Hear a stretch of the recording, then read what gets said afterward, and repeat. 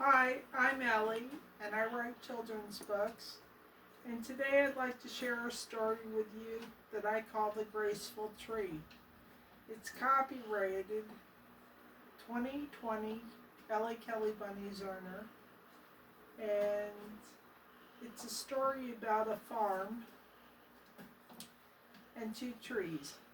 And let me read you the story. The farmer left his rather plain little farm in the country one day and went to market. A fellow farmer said to him there, "What you need, Farmer George, are some apple trees to brighten your plain farm." Farmer George thought, "That's a pretty good idea," and he went to a tree farmer. Farmer George said to the tree farmer, "I'd like two of the most beautiful apple trees you have, both with bright shiny red apples and a strong trunk with long roots."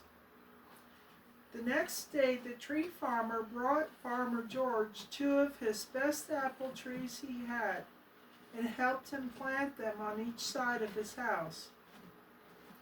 Farmer George gave the trees great care. He watered them, gave them the best fertilizer. In winter, he wrapped leaves and blankets around the base of each tree trunk so that the trees wouldn't get cold. Spring came and both of the trees blossomed.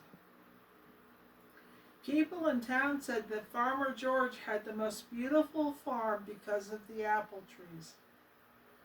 In the fall, the blossoms turned to beautiful, shiny red apples. George never tasted apples so wonderful. He let some of the apples fall to the ground for the animals in the field. The apples kept him and the animals well. Farmer George continued to take care of his apple trees year after year, but one of the trees wasn't as graceful as the other, and Farmer George noticed. Her leaves were not as green as those of her sister tree, and over time her apples never ripened until winter. She was green with envy for her sister tree, whose apples were the shiniest red color, and in time the town folks started to notice the difference. The time came as Farmer George got older, for his family took him to the city to live. And on his last day with his trees, he wrapped their old blankets around the base of their trunks and said goodbye to them before he left with his family. The graceful tree said, "Thank you," and the jealous tree said, "Why are you leaving?" When winter came that year, the animals of the field gathered leaves around the base of both trees. The graceful tree said, "Thank you, I will be warm this winter." The jealous tree said, "That's not enough leaves, I will be cold this winter." And during the winter, the graceful tree dug her roots and held strong against the winter winds, and when spring came, the graceful tree blossomed just as beautifully as ever. Yet the jealous tree complained about being cold, and her roots got shorter. She let her branches get twisted by the winter winds because her roots were shorter. The jealous tree only bloomed a little. She was not able to soak up much of the spring showers.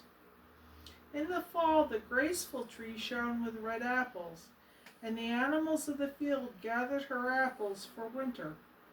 Yet the jealous tree only had a few green apples in her twisted branches. She had nothing for the field animals to eat that winter. The following fall, the field animals gathered leaves around the trunk base of the graceful tree, and the graceful tree said, "Thank you."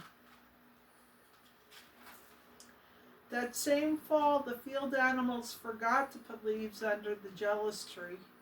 The jealous tree was very cold that winter, and her roots got even shorter, while the graceful tree's roots got even stronger.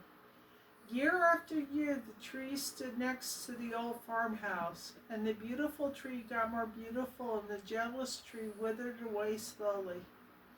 The little old farmhouse became filled with animals from the field. And then one day in the fall, a teacher was taking her class on a hike through the country. They came upon a farmhouse and the two apple trees.